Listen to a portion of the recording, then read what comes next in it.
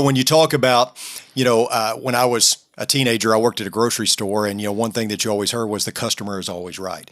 And so the church goer, the guest, the visitor comes in looking for a certain place to land, and they come to a certain church, and they feel like a customer. What are you going to do for me? Mm-hmm. And you got to do something for me to make me want to stay. And like you said, all too often we're accommodating of that. But really, when you look through the New Testament, you especially look at Paul's writings to the churches, what you find out is that the customer is not always right. In fact, the customer is always wrong, if you want to put it in those terms, which is why he needed a savior, and that this is not about you at all. But what happens so often is folks come to church with an empty basket and say, fill it for me. Mm-hmm.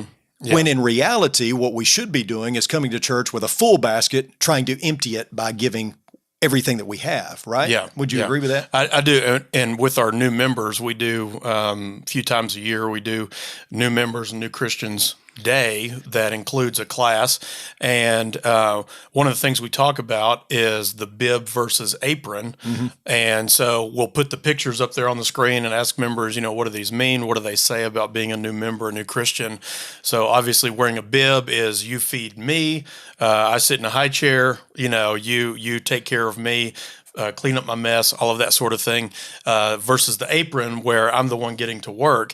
But then I remember someone in that class one time pointed out, you really need to be wearing both. Sure. And I thought that was a great point because everybody needs to be fed and everybody's going to have a mess that they need help cleaning up. And so there's a role there for the church, obviously, but everybody ought to be wearing a bib. So we really need an apron as well. So we really need to be wearing both. But so often we come in just with that bib and we want that food and we want you to even put it in our mouths for us, Yeah. So you're not necessarily talking about a consumer versus a coworker on every level. It's maybe not versus, but maybe and in both, because you are a consumer in the sense that you should be looking for a place that will feed you.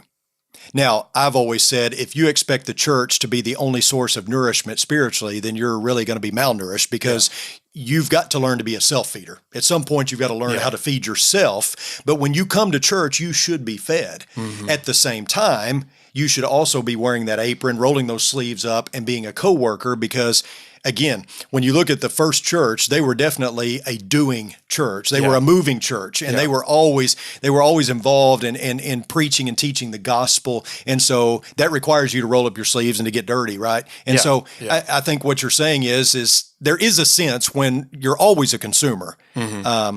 I do think that that's unfortunate within some churches is that I've always said that maybe the least fed group or the most overlooked group within the church are probably your elderly members. Mm-hmm. I think everybody just assumes they know this stuff, so we don't have to go over it with them, or we neglect our older members because, we all like the young families. We all like to have babies in the church, and we all talk about, this is the future of the church, and we want to be appealing to families, and put up a playground or build a gym or whatever to attract those young families. And meanwhile, our older members are saying, well, we're not done yet. We still want to get fed.